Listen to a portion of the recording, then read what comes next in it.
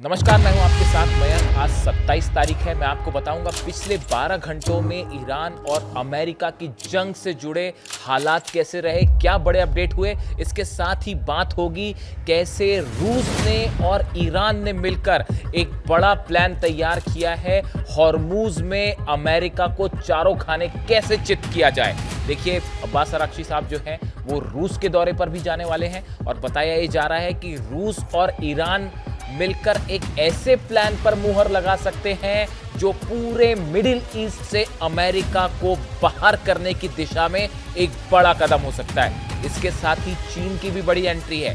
चीन का अब क्या रुख है ईरान को लेकर, हॉर्मूज को लेकर, और जो ऑयल ब्लॉक हो रहा है चाइना का, उसको लेकर चीन की क्या रणनीति होगी, इस सब मुद्दे पर विस्तार से बात होगी।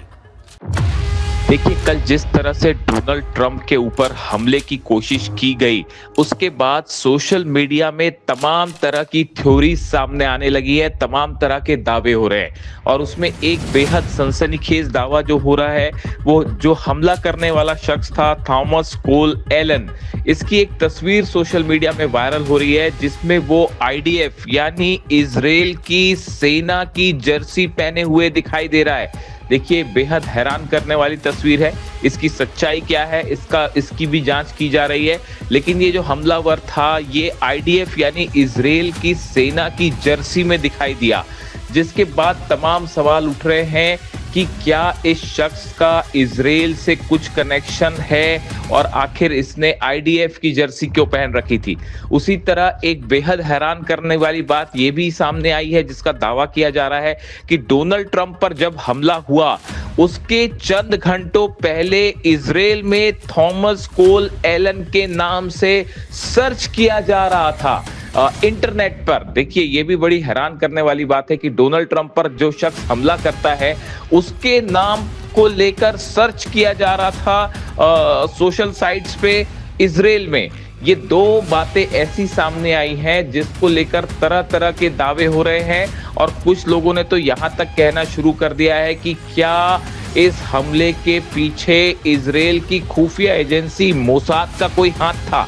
देखिए, कल जिस तरह से ये हमला हुआ उसके बाद जो है नेतन्याहू ने बिना वक्त गवाए प्रेस कॉन्फ्रेंस करी, जिसको लेकर भी कई सवाल उठने लगे हैं कि आखिर नेतन्याहू को इतनी जल्दी में प्रेस कॉन्फ्रेंस क्यों करनी पड़ी, नेतन्याहू ने क्यों प्रेस कॉन्फ्रेंस की।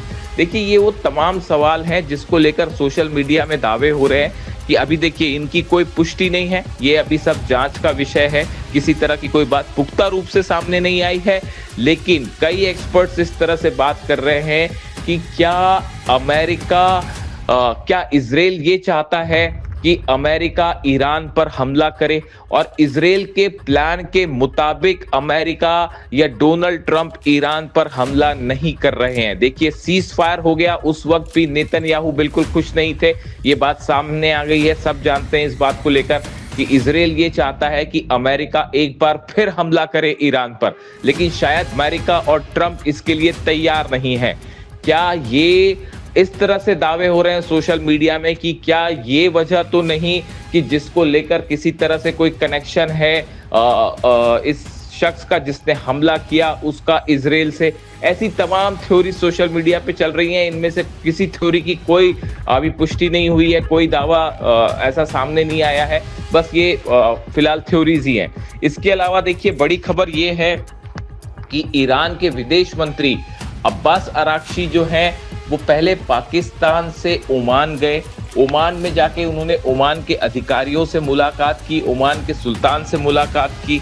उसके बाद वो एक बार फिर पाकिस्तान पहुंचे, और इस बीच में इन चंद घंटों के अंदर अब्बास अराक्ची की बात हुई है सऊदी के विदेश मंत्री फैसल बिन फरहान अल सौद से, उनकी बात हुई है तुर्की के विदेश मंत्री से, उनकी बात हुई है कतर के विदेश मंत्री से। देखिए, ये जितने देश हैं इन सब के विदेश मंत्रियों से चंद घंटे के अंदर बात करना और उसके बाद फिर वापस पाकिस्तान आना, और आज वो रूस के लिए निकल रहे हैं। यानी देखिए, पिछले 24 घंटों के अंदर बड़ी तेजी के साथ मिडिल ईस्ट में ईरान को लेकर हालात जो है वो बदल रहे हैं और ईरान ने एक जबरदस्त जो है विदेश नीति और डिप्लोमेसी का उदाहरण पेश कर दिया है।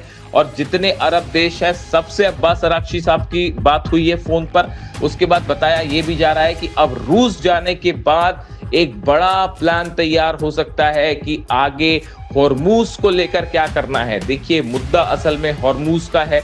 हॉर्मूज कैसे खोला जाए, वहां से जहाज कैसे निकाले जाएं, वहां से अमेरिका के जहाजों को कैसे पीछे किया जाए, ये मुद्दा है जिसको लेकर ईरान और रूस के बीच में आज बड़ी चर्चा होगी।